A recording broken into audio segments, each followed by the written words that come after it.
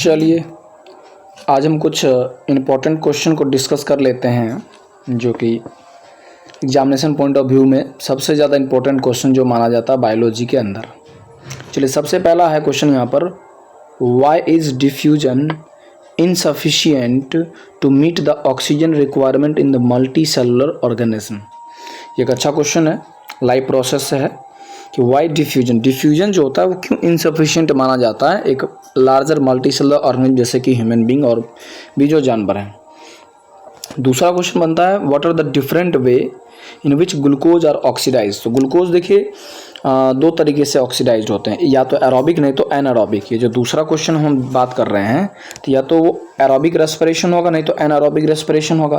तो aerobic respiration में glucose का कंप्लीट ब्रेकडाउन होता है और एनारोबिक में दो केसेस होते हैं, एक लैक्टिक एसिड बनता है ना, और दूसरा हमारा जो होता है वो फर्मेंटेशन में इथेनॉल बनता है जो कि ईस्ट के अंदर परफॉर्म होते हैं, और लैक्टिक एसिड हमारे मसल्स में परफॉर्म होते हैं। तीसरा क्वेश्चन है कि how are the lungs designed in the human beings to maximise the area for the exchange of gases. ये भी इंपॉर्टेंट क्वेश्चन है कि ह्यूमन बींग के अंदर में लंग्स किस प्रकार से एरिया को बढ़ाते हैं ताकि ज़्यादा से ज़्यादा गैस का एक्सचेंज हो सके। क्वेश्चन नंबर 4 की तरफ मूव करें, why it is necessary to separate oxygenated and deoxygenated blood in the mammals and birds. तो ये भी एक बहुत इंटरेस्टिंग क्वेश्चन है कि बर्ड और मैमल्स में ब्लड को सेपरेट, मतलब हार्ट जो होते हैं वो सेपरेटेड होते हैं ताकि ऑक्सीजनेट और डीऑक्सीजनेटेड ब्लड आपस में मिक्स ना हो, बिकॉज ये जो हाइयर ऑर्गेनिज्म होते हैं इनमें एफिशिएंसी ज़्यादा हो, इनको एनर्जी का डिमांड जो होता है वो ज़्यादा होता है। ओके नेक्स्ट, ये डायग्राम है important, neurons and human excretory system जिसमें किडनी, यूरेटर, यूरिनरी ब्लैडर रहते हैं। अगला है, what happens at the synapse between the two neurons. तो आप जानते हैं साइनेप्स क्या होता है, microscopic gap between the two neuron को साइनेप्स कहते हैं। तो वहाँ पर क्या होता है कि इलेक्ट्रिकल इंपल्स होते हैं केमिकल फॉर्म में कन्वर्ट होते हैं।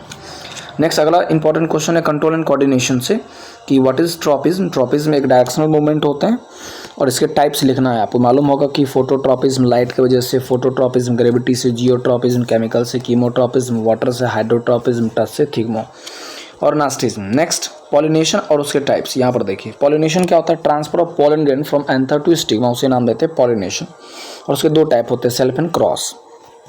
नेक्स्ट क्वेश्चन के मूव करें, question number 8, why are the some patient of diabetes treated by giving injection of insulin.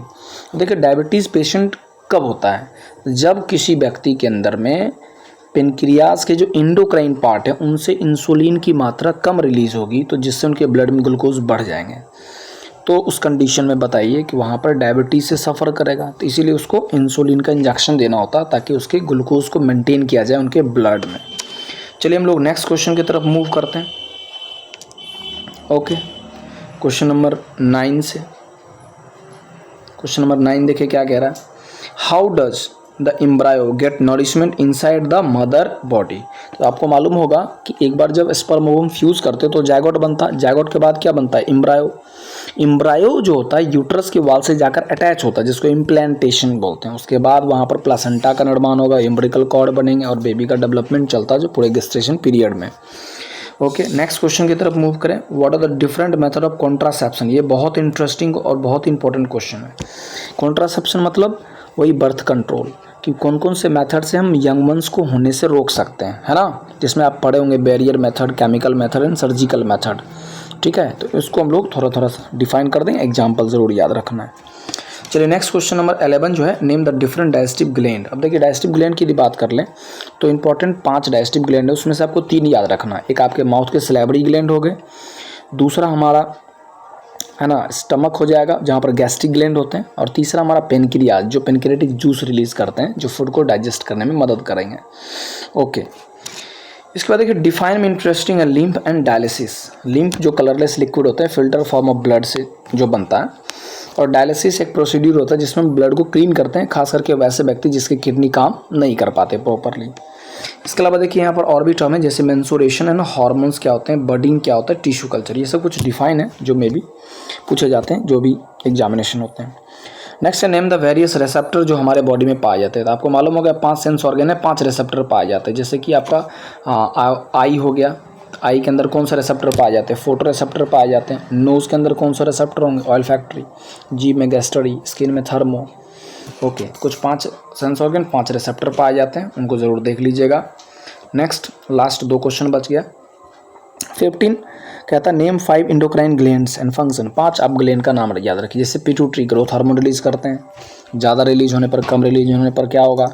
इसके बाद यदि मूव करें तो जैसे आपका थायराइड हो गया, थायरोक्सिन हार्मोन रिलीज करते हैं। पेनक्रियाज इंसुलिन रिलीज करते हैं। एडर्नल जो तो किडनी के ऊपर पाए जाते हैं, इमरजेंसी ग्लैंड भी कहते हैं इसको। ऐसे आपको 4 से 5 ग्लैंड याद रखना है। लास्ट क्वेश्चन है STD क्या होते हैं, सेक्सुअली ट्रांसमिटेड डिजीज, वैसा बीमारी जो सेक्सुअल कॉन्टैक्ट से फैलता है एक पर्सन से दूसरे पर्सन में, ठीक है।